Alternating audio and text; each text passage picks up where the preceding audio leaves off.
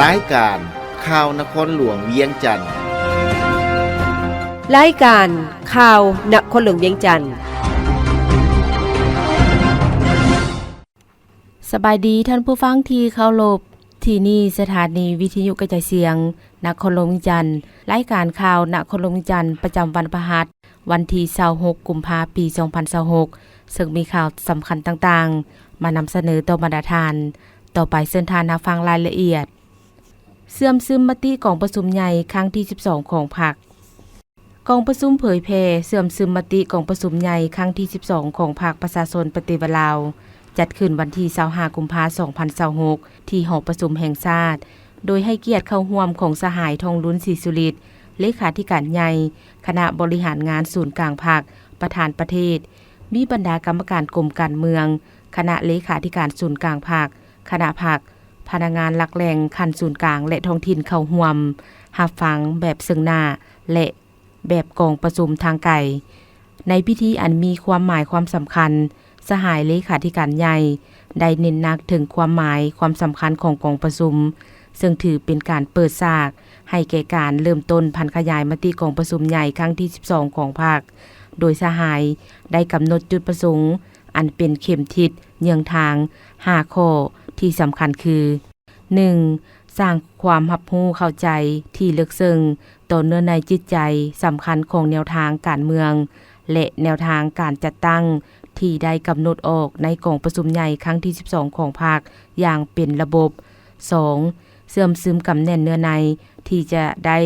นำพาชี้นำการพันขยายและจัดตั้งปฏิบัติตัวจริง 3. สร้างให้ได้แผนดำเนินงานแผนปฏิบัติงานละเอียดของแต่ละแขนงการและท้องถิ่นที่กำหนดละเอียดหน้าเวียกแผนคนแผนเงินความรับผิดชอบเวลาชัดเจนตัวจริงและสามารถจัดตั้งปฏิบัติให้มีผลสำเร็จเป็นรูปธรรม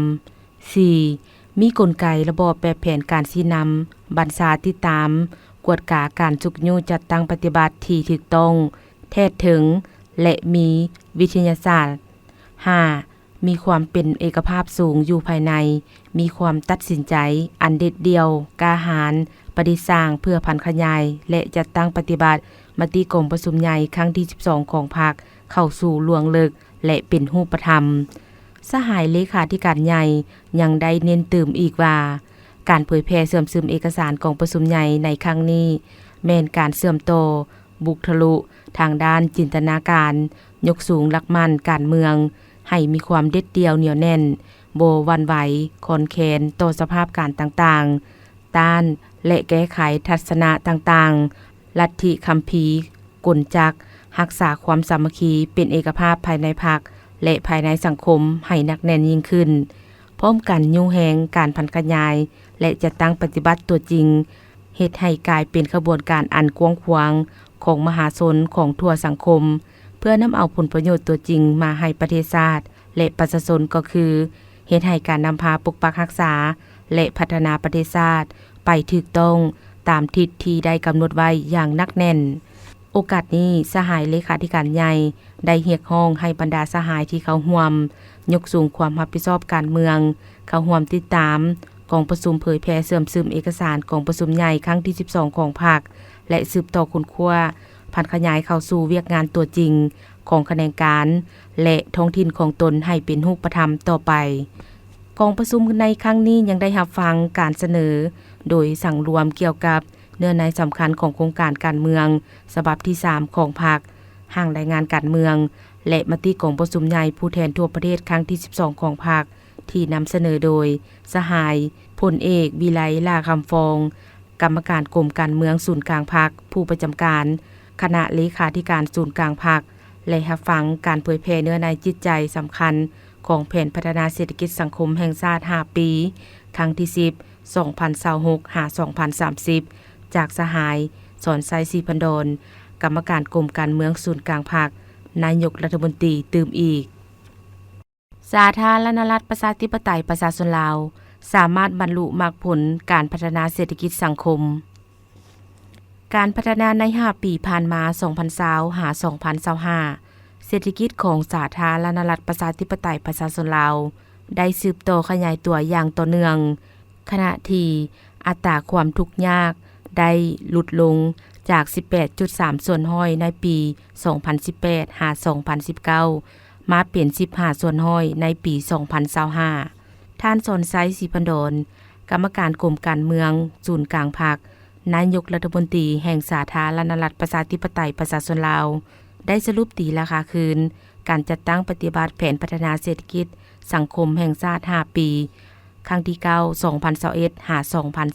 2025 ต่อกองประชุมเผยแพร่ผลสำเร็จกองประชุมใหญ่ผู้แทนทั่วประเทศครั้งที่ 12 ของพรรคในวันที่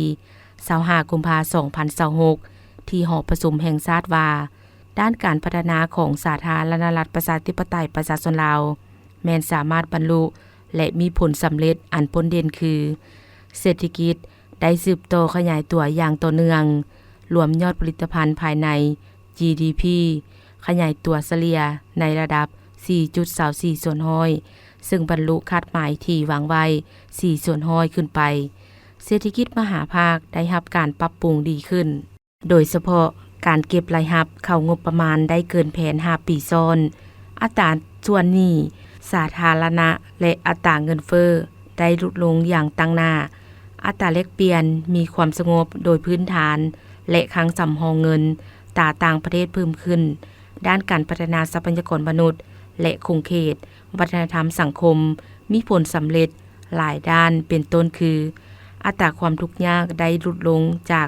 18.3 ส่วนห้อยในปี 2018 หา 2019 มาเป็น 15 ส่วนห้อยในปี 2025 การสำรวจสมไส้และการใช้จ่ายของครัวเรือนครั้งที่ 7 และชีวิตการเป็นอยู่ของประชาชนได้รับการปรับปรุงดีขึ้นเทื่อละก้าวบรรดานิติกรรมเพื่อคุ้มครองเศรษฐกิจสังคมโครงร่างพื้นฐานเสื่อมโยมเสื่อมโจทย์จำนวนหนึ่งได้รับการปรับปรุงและพัฒนาสามารถรักษาได้เสถียรภาพทางด้านการเมืองอย่างหนักแน่นสังคมมีความสงบปลอดภัยและมีความเป็นระเบียบเรียบร้อยโดยพื้นฐานเคียงคู่กับผลสำเร็จที่ญาติมาได้นั้นท่านนายกรัฐมนตรี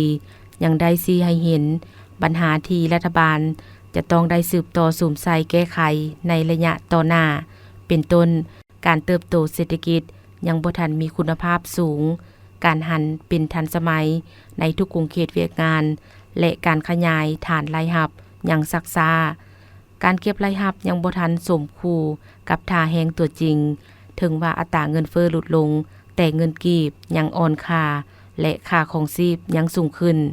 ซึ่งได้ส่งผลกระทบต่อการปฏิบัติบางคาดหมายที่วางไว้การจัดตั้งปฏิบัติโครงร่างลงทุนจำนวนหนึ่งยังบ่ทันสามารถคุ้มครองให้ไปตามบทวิพากษ์เศรษฐกิจเทคนิคและกฎหมายระเบียบการบางโครงการได้ส่งผลกระทบต่อสภาพแวดล้อมสังคมการผลิตสินค้าและการบริการเพื่อทดแทนการนำเข้ายังบ่ทันแข็งแรงการส่งออกส่วนใหญ่แม่นวัตถุดิบคุณภาพยังต่ำและบ่ยืนยงการพัฒนาจุลวิสาหกิจขนาดน้อยขนาดกลางยังบ่ทันแข็งแรงและบ่สามารถแข่งขันกับภายนอกรัฐวิสาหกิจยังบ่ทันเข้มแข็งการดำเนินธุรกิจบ่ทันมีประสิทธิผลบ่มีผลกำไรสร้างหนี้สินเฮ็ดให้รัฐบาลต้องแบกหาบภาระการพัฒนาคงเขตสังคมและการพัฒนาชนบทการแก้ไขความทุกข์ยากถึงแม้นว่าได้พยายามแต่ตัวชี้วัดจำนวนหนึ่งยังบ่ทันรับประกันทางด้านปริมาณและคุณภาพและยังบ่ทันบรรลุคาดหมายที่สภาแห่งชาติรับรองโดยเฉพาะปัญหาการปละการเรียนการบริการสาธารณสุขยังบ่ทันโรงเรียนรวมทั้งการสนองยาอุปกรณ์การแพทย์แรงงานจำนวนหนึ่งไปเฮ็ดเวียกต่างประเทศพาให้เกิดสภาพการขาดแคลนแรงงานอยู่ภายในการคุ้มครองและพัฒนาโครงสร้างพื้นฐานเพื่อรับใช้การผลิตการพัฒนาชนบทและแก้ไขความทุกข์ยากของประชาชนยังบ่ทันมีคุณภาพและบ่ทันเพียงพอเท่าที่ควรระบบระเบียบและกลไกการคุ้มครองในการบริหารงานรัฐติดพันกับการปฏิบัติกลไกการประสานงานสมทบกันระหว่างรัฐบาลกับคณะประจำสภาแห่งชาติถึงว่าได้พยายามปรับปรุงแผนบางระยะ บ่ทันสามารถตอบสนองได้ความเรียกร้องต้องการของเวียกงานในเงื่อนไขใหม่กฎหมายวางออกในบางมาตรายังบ่ทันสอดคล้องกับสภาพการใหม่การหันเป็นทันสมัยอย่างซักซ่าและบ่สามารถตอบสนองกับความเรียกร้องต้องการของเวียกงานการพัวพันร่วมมือกับต่างประเทศถึงว่าได้มีความพยายามแต่ปัญหาที่จะต้องได้สืบโตอเอาใจใส่แม่นความเป็นเจ้าการในเวียกที่ได้ตกลงกับสากลและประเทศเพื่อนมิตรต่างๆของพวกเรายังบ่ทันเป็นเจ้าการปฏิบัติให้มีมากผลตัวจริงหลายเท่าที่ควรและยังบ่ทันมีผลประโยชน์สูงสุดสมคู่กับผลสำเร็จผลการเคลื่อนไหวการทูตระดับสูงมีหลายกรณีการดำเนินมีลักษณะลบไปลบมาแก่ยาวและอื่นๆองค์การปกครองนครหลวงจันทน์ค้นคว้าหลายปัญหาที่สำคัญกองประชุมองค์การปกครองนครหลวงจันทน์ครั้งที่55จัดขึ้นวันที่25กุมภาพันธ์2026ที่สำนักงานปกครองนครหลวงจันทน์โดยเป็นประธานของทานศิริราชธงศิลป์ทองเพ็งห้องเจ้าของนครหลวงจันทน์มีบรรดาหัวหน้าแผนกการประธานคณะกรรมการปกครองเมืองพร้อมสมาชิกองค์การปกครองนครหลวงจันทน์เข้าร่วมกองประชุมครั้งนี้แม้ได้รับฟังการรายงานเกี่ยวกับห่างโคตกลงว่าด้วยการจัดตั้งปฏิบัติแผนพัฒนาเศรษฐกิจสังคม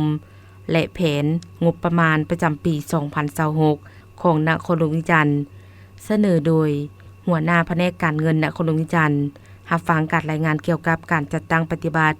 บทแนะนำการนำใช้เส้นทางที่มีการปรับปรุงทิศทางการสัญจรตามเส้นทางจำนวน9เส้นทางในเขตใจกลางตัวเมืองนครหลวงจันทน์ฉบับเลขที่1575ทับยทคจำนวลงวันที่23กุมภาพันธ์2026เสนอโดยท่านหัวหน้าแผนกโยธาธิการขนส่งนครหลวงจันทน์รับฟังการรายงานเกี่ยวกับแบบโครงการปรับปรุงเดินจอดรถเดินแดงของตึกสำนักงานองค์การปกครองนครหลวงจันทน์เสนอโดยท่านหัวหน้าแผนกโยธาธิการขนส่งนครหลวงจันทน์รับฟังการรายงานเกี่ยวกับแผนจัดกิจกรรมเฉลิมฉลองบุญปีใหม่ลาวประจำปี 2026 พ.ศ. 2569 เสนอโดยท่านหัวหน้าแผนกวัฒนธรรมการท่องเที่ยวนครหลวงจันทน์รับฟังการรายงานเกี่ยวกับสภาพการแนวคิดและห่างเสียงสังคมต่อองค์การปกครองนครหลวงจันทน์แต่ปี 2025 ถึงปัจจุบันเสนอโดยท่านหัวหน้าคณะโฆษณาอบรมนครหลวงจันทน์และรับฟังการรายงานเกี่ยวกับบทสรุปสภาพพลเด่นประจำเดือนกุมภาและแผนเวียกจุดสุมประจำเดือนมีนา 2026 ขององค์การปกครองนครหลวงจันทน์เสนอโดยท่านหัวหน้าห้องว่าการนครหลวงจันทน์ภายหลังที่ได้รับฟังการรายงานแผนงานต่างๆจากแผนกการที่เกี่ยวข้องแล้วประธานกองประชุมได้มีบางคำเห็นเจาะจิ้มพร้อมทางเสนอให้ผู้เข้าร่วมกองประชุมประกอบคำคิดคำเห็นเพื่อให้มีข้อสรุปตามแผนเวียกที่วางไว้ให้สำเร็จในกองประชุมในครั้งนี้หารือระดับชาติร่วมมือกันเพื่อเร่งรัดการหันเปลี่ยนสู่พลังงานสะอาดกรมนโยบายแผนพัฒนาและประเมินผลจัดกองประชุมปรึกษาหารือระดับชาติสภาการหันเปลี่ยนพลังงานสาธารณรัฐประชาธิปไตยประชาชนลาวร่วมมือกันเพื่อเร่งรัดการหันเปลี่ยนสู่พลังงานสะอาดจัดขึ้นในวันที่24กุมภาพันธ์2026ภายใต้การเป็นประธานของทานจันทบูรณ์สุขอารุณรองรัฐมนตรีกระทรวงอุตสาหกรรมการค้าร่วมกับที่ปรึกษาด้านการพัฒนาแม่น้ำโขงสถานทูตอังกฤษมีคณะกรมคณะแผนกและวิชาการจากบรรดากรมห้องการและสถาบันอ้อมข้างกระทรวงอุตสาหกรรมการค้าและพนักงานสถานทูตอังกฤษประจำลาวพร้อมด้วยภาคส่วนที่เกี่ยวข้องเข้าร่วมเพื่อเป็นการปรึกษาหารือและกำหนดโอกาสพร้อมทั้งสิ่งท้าทายในการเร่งรัดการหันเปลี่ยนสู่พลังงานสะอาดของเราทั้งในระยะสั้นระยะยาวระหว่างหน่วยงานภาครัฐคู่ร่วมงานภายในและต่างประเทศโดยเน้นใส่4เวียกงานคือ 1. ประเมินสภาพการหันเปลี่ยนพลังงานในปัจจุบันพร้อมทางกำหนดสิ่งท้าทายที่สำคัญและบุริมสิทธิ์ในการแก้ไขปัญหาเหล่านั้น 2. กำหนดคงเขตที่คู่ร่วมงานภายในและการสนับสนุนจากคู่ร่วมพัฒนาเส้นกลไกการตอบสนองแบบหีบด่วนของสภาการหันเปลี่ยนพลังงานสามารถให้การสนับสนุนอย่างมีประสิทธิผลในสิ่งที่ต้องการอย่างหีบด่วนที่สุด 3. ศึกษาทางเลือกในการเสริมสร้างโครงร่างพื้นฐานตาข่ายไฟฟ้าของสาธารณรัฐประชาธิปไตยประชาชนลาวเพื่อรองรับการเชื่อมโยงพลังงานทดแทนที่เพิ่มขึ้นและอำนวยความสะดวกให้แก่การซื้อขายพลังงานข้ามชายแดน 4. กำหนดกรอบนโยบายและระเบียบการที่จำเป็นสำหรับการหันเปลี่ยนที่เป็นรูปธรรมผลของกองประชุมจะเป็นข้อมูลและเป็นบอนอิงที่ดีในการดำเนินบาทก้าวต่อไปให้แก่ภาคส่วนเกี่ยวข้องของภาครัฐเปิดป้ายโรงเรียนปฐมสมบูรณ์สาธิตดงคำสร้างเป็นโรงเรียนตัวแบบคุณภาพโรงเรียนปฐมสมบูรณ์สาธิตดงคำสร้างได้มีพิธีเปิดป้ายโรงเรียนตัวแบบคุณภาพของนครหลวงวิจันทร์จัดขึ้นในวันที่24กุมภาพันธ์2026ที่โรงเรียนปฐมสมบูรณ์สาธิตดงคำสร้างบ้านดงคำสร้างเมืองหาดทรายฟองนครหลวงวิจันทร์มีทานธนงศิลป์แสงพระวงศ์ประธานคณะกรรมการองค์การปกครองเมืองหาดทรายฟองท่านวงเดือนโอไสหัวหน้ากรมสร้างครูกระทรวงศึกษาธิการและกีฬาท่านบุญนำศรีสุธรรมวงศ์หัวหน้าแขนงสามัญแผนกศึกษาธิการกีฬาและท่านนางแก้วมณีมาลาทองห้องหัวหน้าห้องการศึกษาธิการและกีฬาเมืองผู้ตั้งหน้าจากโครงการ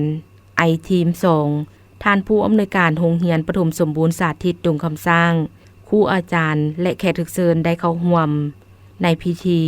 ท่านนางเกตมณีเพ็งเมืองคูนผู้อำนวยการโรงเรียนปฐมสมบูรณ์สาธิตดงคำสร้างได้รายงานให้ฮู้ว่าโรงเรียนปฐมสมบูรณ์สาธิตดงคำสร้างได้สร้างตั้งขึ้นในปี 1993 มีอาคารเรียน2หลังหลังที่1เป็นอาคารชั้นเดียวมี7ห้องหลังที่2เป็นอาคาร2ชั้นมี13ห้องรวมทั้ง2หลังแม่นมี20ห้องซึ่งได้นำใช้เป็นห้องเรียน9ห้องห้องการครู1ห้องห้องทดลอง1ห้องห้องปฐมพยาบาล1ห้องห้องสมุด1ห้องห้องสื่อการสอน1ห้องห้องอเนกประสงค์1ห้องและอีก5ห้องแม่นำใช้เป็นห้องอื่นๆในนั้นมีห้องน้ำทั้งหมด6ห้องซึ่งได้แยกเป็นห้องน้ำหญิงชายและห้องน้ำคนพิการในศุกร์เรียน 2025-2026 มีนักเรียนทั้งหมด274น้องหญิง131น้องมี5ขั้นเรียนแบ่งออกเป็น9ห้องมีครูสอนทั้งหมด8คนหญิง8คนมีครูฝึกทั้งหมด3คนหญิง3คนสำหรับการจัดการเรียนการสอนได้ปฏิบัติตามโครงการหลักสูตรที่กระทรวงศึกษาธิการและกีฬาปฏิบัติตาม3ข้อแข่งขันคือสอนดีเรียนเก่งต้านปรากฏการณ์ย่อท้อสร้างสิ่งแวดล้อมที่ดีในสถาบัน3ลักษณะ5หลักมูลการศึกษาก็คือปัญญาศึกษาคุณสมบัติศึกษาแห่งงานศึกษาศิลปะศึกษากีฬาศึกษาซึ่งได้เน้นการเรียนการสอนโดยการเอานักเรียนเป็นใจกลางโรงเรียนของพวกเรามี3ขั้นคือป .3 ป .4 ป .5 ได้นำใช้ ICT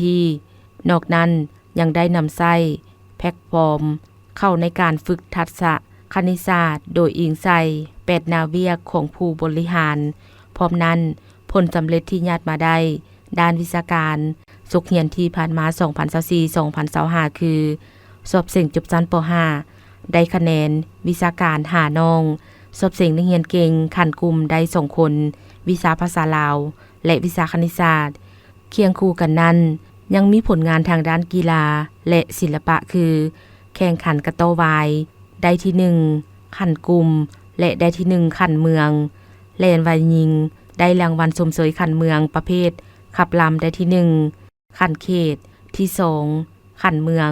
สำหรับการจัดตั้งปฏิบัติการสร้างโรงเรียนตัวแบบคุณภาพชั้นประถมศึกษาแม่นได้จัดตั้งปฏิบัติ6ด้านและ42ตัวชีวัดจึงจะสำเร็จจนได้รับใบยั่งยืนในนามผู้อำนวยการโรงเรียนพร้อมด้วยครูอาจารย์ขอแสดงความขอบใจมายังสูงมายังคณะรับผิดชอบจากโครงการศึกษาธิการและกีฬาเมืองหาดทรายฟองและแผนกการศึกษาธิการและกีฬานครหลวงวิจันทร์ที่ได้ให้การจุกนิ้วช่วยเหลือส่งเสริมเฮ็ดให้โรงเรียนประถมสาธิตดงคำสร้างของพวกเขากลายเป็นโรงเรียนตัวแบบคุณภาพอีกแห่งหนึ่งของเมืองหาดทรายฟองและแผนกศึกษาธิการและกีฬานครหลวงวิจันทร์ในโอกาสนี้ท่านธนงศิลป์แสงพระวงศ์ได้กล่าวแสดงความยินดีและสมเสยมายังโรงเรียนที่สามารถยัดผลงานมาได้หลายด้านซึ่งยังยืนให้เห็นถึงคุณภาพการเรียนการสอนของโรงเรียนได้รับรองเป็นโรงเรียนตัวแบบคุณภาพเป็นการประกอบส่วนที่สำคัญอันใหญ่หลวงต่อการพัฒนาเศรษฐกิจสังคมในขงเขตเวียกงานการศึกษาของเมืองหาดทรายฟองนครหลวงวิจันทร์ซึ่งแสดงออกให้เห็นในการจัดตั้งปฏิบัติมติแนวทางนโยบายของพรรคและรัฐบาลเพราะจะเป็นตัวชี้บอกถึงมาตรฐานคาดหมายอันหนึ่งที่พวกเขาสู่ส่วนมาได้เพื่อบรรลุอยู่ในบทรายงานการเมืองในเมื่อได้รับการยั่งยืนให้เป็นโรงเรียนตัวแบบคุณภาพขอเรียกร้องมายังผู้อำนวยการโรงเรียนให้รักษามาตรฐานรักษามูลเสื้อนี้ไว้ให้อยู่ในระดับดีพร้อมนั้นก็ให้มีแบบแผนในการปฏิบัติหน้าที่วางแผนยุทธศาสตร์ในการนำเอาเทคโนโลยีใหม่ๆที่ทันสมัยเข้าในการเรียนการสอนนอกนั้นพวกเขาก็จะต้องได้ยกระดับเพื่อก้าวไปข้างหน้าตามยุทธศาสตร์ของกระทรวงศึกษาธิการและกีฬามอบโรงเรียนมัธยมตอนต้นบ้านเวียงแก้วเมืองไซธานีเมื่อบ่ดนมานี้องค์การปกครองเมืองไซธานีนครหลวงวิจันทร์ได้จัดพิธีมอบรับอาคารโรงเรียนมัธยมตอนต้นบ้านเวียงแก้วหลังใหม่ที่ได้รับการช่วยเหลือจากศูนย์กลางแนวลาวสร้างชาติและวิทยาลัยเทคนิควิชาชีพชนเผ่าสาธารณรัฐประชาชนจีนมอบให้เมืองไซธานีซึ่งให้เกียรติเข้าร่วมเป็นประธานมอบโดยท่านเพชรสมพรแสนศรีประธานคณะกรรมการปกครองเมืองไซธานีและท่านขนงฤทธิ์ศรีสมบูรณ์หัวหน้าศูนย์คุณครัวศูนย์กลางแนวลาวสร้างชาติและท่านกาวส่วนผู้อำนวยการวิทยาลัยเทคนิควิชาชีพชนเผ่าสาธารณรัฐประชาชนจีนมีห้องหัวหน้าห้องการศึกษาธิการและกีฬาเมืองผู้อำนวยการโรงเรียนนายบ้านครูอาจารย์พร้อมด้วยน้องน้อยนักเรียนเข้าร่วมโรงเรียนมัธยมตอนต้นหลังใหม่นี้แม่ได้รับการช่วยเหลือจากศูนย์กลางแนวลาวสร้างชาติและวิทยาลัยเทคนิควิชาชีพชนเผ่าสาธารณรัฐประชาชนจีนในนั้นประกอบมี1ห้องเรียน1ห้องการและ1ห้องน้ำโต๊ะตั้ง50จุดคอมพิวเตอร์10จุดแอร์สุดใหญ่2จุดรวมเป็นเงินมูลค่าทั้งหมด700ล้านกว่ากีบนอกนี้การนำองค์การปกครองเมืองไซธานียังได้ประกอบส่วนจุกยูสมทบทุนให้แก่โรงเรียนอีก10ล้านกีบ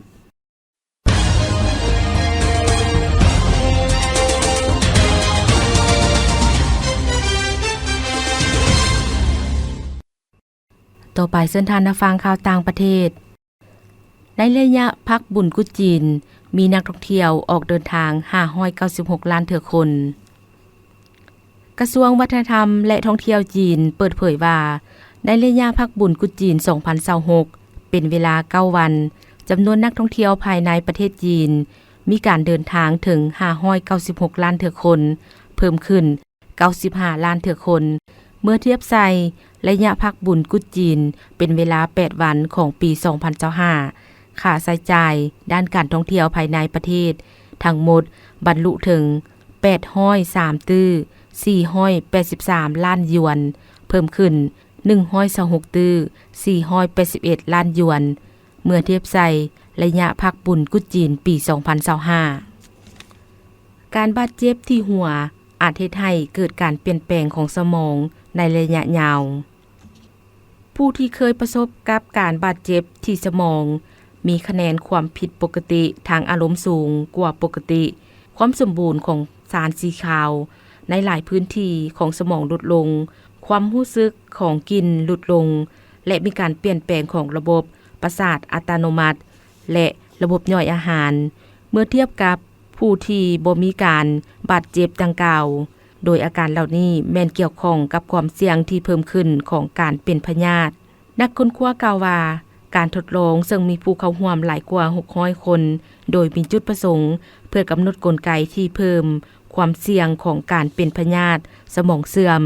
โดยนักค้นคว้าระบุว่าการบาดเจ็บที่สมองนั้นแม่นเกี่ยวข้องกับพยาธิสมองเสื่อม15ส่วนห้อยและถึงแม้นว่าการบาดเจ็บที่สมองเพียงครั้งเดียวก็สามารถเพิ่มความเสี่ยงของการเป็นพยาธิพาร์กินสันได้หลายกว่า50ส่วนห้อยข่าวพยากรณ์อากาศพยากรณ์อากาศประจำวันที่26กุมภาพันธ์2026ความกดดันต่ำของอากาศร้อน